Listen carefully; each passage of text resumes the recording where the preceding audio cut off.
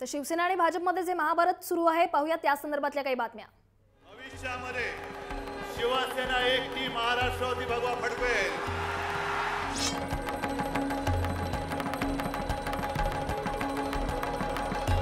जेव्हा जेव्हा अहंकार माजला त्या वेळेला अहंकाराचा पराभव झाला। 21 तारखेला दाखवून देऊ भारतीय जनता पक्षाची अवकात काय आहे आणि तुमची अवकात काय आहे।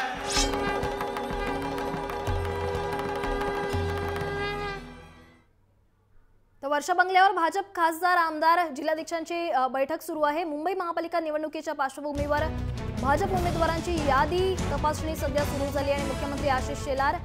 मुख्यमंत्री आशिष शेलार, विनोद तावडे आणि प्रकाश मेहतांनी या ठिकाणी पडताळणी देखील सुरू केली। आतापर्यंत 227 जागांसाठी 513 उमेदवारांचे अर्ज आले असून जिल्ह्यातील भाजप खासदार आमदार आणि जिल्हाध्यक्षांसोबत चर्चा करून अंतिम यादी जी आहे ती तयार करण्यात येते।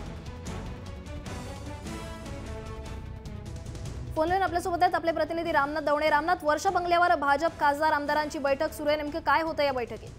भक्ती, नक्कीच मुंबईतील भाजपा उमेदवारांची अंतिम यादी जी आहे या यादी तपासणीची बैठक जी आहे सध्या वर्षावरती सुरू आहे।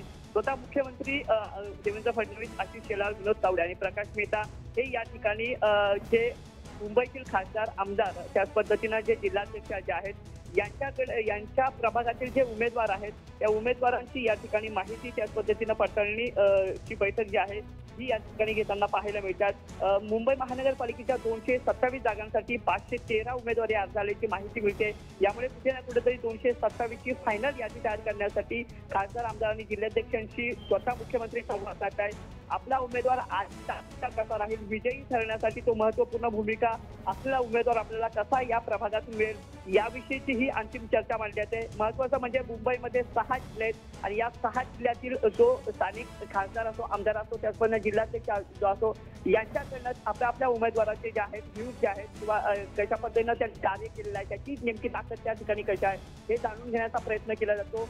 या एकूणच बैठकीनंतर जे आहे आज भाजपची 227 उमेदवारांची फायनल यादी जी आहे ही जाहीर होऊ शकते। विजयाची धुरा जी आहे ही महत्वाचं आपण पाहिलं की कालच त्या ठिकाणी विजयी संकल्प मेळावा झाला।